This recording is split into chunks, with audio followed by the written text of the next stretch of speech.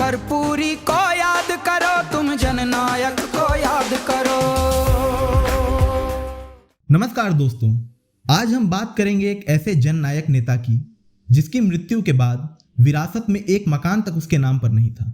आज जब नेताओं द्वारा दिए गए करोड़ों के घोटाले सामने आते हैं तो विश्वास नहीं होता कि इस देश में कभी एक ऐसे नेता भी हुए जो अपने संपूर्ण जीवन काल में 1 इंच जमीन भी नहीं जोड़ पाए। राजनीति में इतना लंबा सफर तय करने के बाद जब उनकी मृत्यु हुई तो अपने परिवार को विरासत में देने के लिए एक मकान भी उनके स्वयं के नाम पर नहीं था। दोस्तों, हम बात कर रहे हैं बिहार के पूर्व मुख्यमंत्री और जननायक कर्पूरी ठाकुर की। बिहार में 17 फरवरी की अहमियत राजनीतिक रूप से पिछले कुछ सालों में तेजी से बढ़ी है। आज बिहार के पूर्व मुख्यमंत्री और जननायक कर्पूरी ठाकुर की पुण्यतिथि है। कर्पूरी ठाकुर को श्रद्धांजलि देने के बहाने राज्य के मुख्य राजनीतिक दलों में उनकी विरासत होने का दावा करने की आपसी होड़ लगी है। हर नेता खुद को कर्पूरी ठाकुर के आदर्शों को मानने वाला बताता है, लेकिन असलियत तो यही है कि कर्पूरी ठाकुर जैसा नेता आज तक न कोई बन पाया है और न बन पाएगा। ऐसे में बड़ा सवाल यह उठता है कि आखिर बिहार में जिस हज्जाम समाज की आबादी 2% से कम है, उस समाज के सबसे बड़ी पहचान कर्पूरी ठाकुर के निधन के इतने वर्षों बाद आज उनकी राजनीतिक विरासत के लिए नेताओं में आपसी जंग क्यों जारी है। इसकी सबसे बड़ी वजह यह है कि आज कर्पूरी ठाकुर की पहचान एक ईमानदार नेता और जननायक के बजाय केवल एक अति पिछड़ा वर्ग EBC के बड़े नेता के तौर पर बना दी गई है। कर्पूरी ठाकुर एक ऐसे नेता थे जिनकी दूरदर्शी फैसलों का लोगों ने मजाक बना दिया था।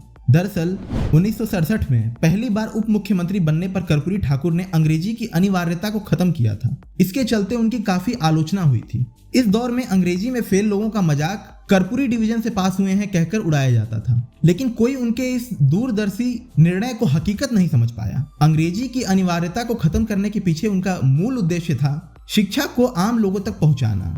इसी दौरान उन्हें शिक्षा मंत्री बनाया गया। उनके प्रयासों के चलते मिशनरी स्कूलों ने हिंदी में पढ़ाना शुरू किया। इसके अलावा उन्होंने गरीब बच्चों की स्कूल फी को भी माफ कर दिया था। यह कहना बिल्कुल गलत नहीं होगा कि कर्पूरी ठाकुर देश के पहले मुख्यमंत्री थे जिन्होंने अपने राज्य में मैट्रिक तक की मुफ्त शिक्षा की घोषणा की थी। इसके अलावा उन्होंने राज्य में उर्दू को दूसरी राजकीय भाषा का दर्जा दिया।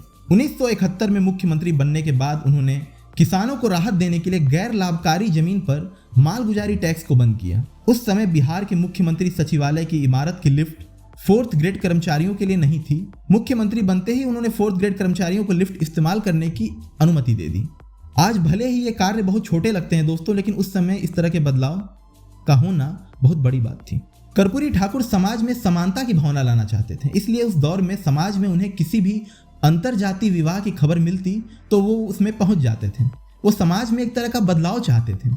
बिहार में आज दबे पिछड़े वर्गों को जो सत्ता में हिस्सेदारी मिली हुई है वो इन्हीं की देन है। वे बिहार की राजनीति में गरीब और पिछड़े वर्गों की सबसे बड़ी आवाज बनकर उभरे थे। कर्पूरी ठाकुर का जन्म 24 जनवरी 1924 को समस्तीपुर के पितौंझिया, जिसे अब कर्पूरी ग्राम कहते हैं, वहां पर हुआ था। वे बिहार में 2 बार मुख्यमंत्री, 1 बार उप मुख्यमंत्री और दशकों तक विधायक और विरोधी दल के नेता बने रहे। 1952 की पहली विधानसभा में चुनाव जीतने के बाद वे बिहार में विधानसभा का अगला चुनाव कभी नहीं हारे।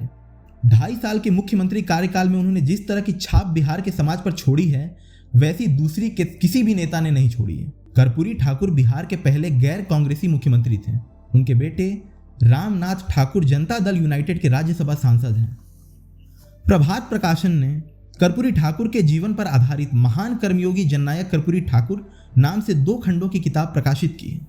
एक बार उनके गांव के कुछ दबंग सामंतों ने उनके पिता को अपमानित कर दिया था। तब जिलाधिकारी गांव में कार्रवाई करने पहुंच गए, लेकिन कर्पूरी ठाकुर ने जिलाधिकारी को कार्रवाई करने से रोक दिया और कहा कि दबे पिछड़ों का अपमान तो गांव-गांव में हो रहा है और उसे माफ कर दिया। उनसे जुड़ा एक किस्सा है कि जब उनके बहनोई उनके पास नौकरी के लिए गए, कहीं सिफारिश से नौकरी लगवाने के लिए कहा, तब कर्पूरी ठाकुर ने अपनी जेब से 50 रुपये निकाल कर उन्हें दिया और कहा, जाइए उस्तरा आदि खरीद लीजिए और अपना पुश्तैनी धंधा शुरू कीजिए। जब उन्हें एक प्रतिनिधि मंडल में शामिल होने के लिए ऑस्ट्रिया जाना था तो उनके पास कोट नहीं था। उन्होंने अपने एक दोस्त से कोट मांगा। इसके बाद वे यूगोस्लाविया भी गए। वहां जब मार्शल टीटो ने देखा कि उनका कोट फटा हुआ है तो मार्शल टीटो ने उन्हें एक कोट भेंट किया। कर्पूरी जी के जीवन का वर्णन कर सकें हम उस लायक नहीं, लेकिन आज इस सेगमेंट के माध्यम से हमने कर्पूरी जी के महान कार्यों को समाज के सामने लाने का प्रयास किया है। कर्पूरी ठाकुर जैसा नेता न कभी हुआ है और ना कभी होगा। हिंद एक्सप्रेस की ओर से कर्पूरी ठाकुर जी को उनकी पुण्यतिथि पर विनम्र श्रद्धांजलि।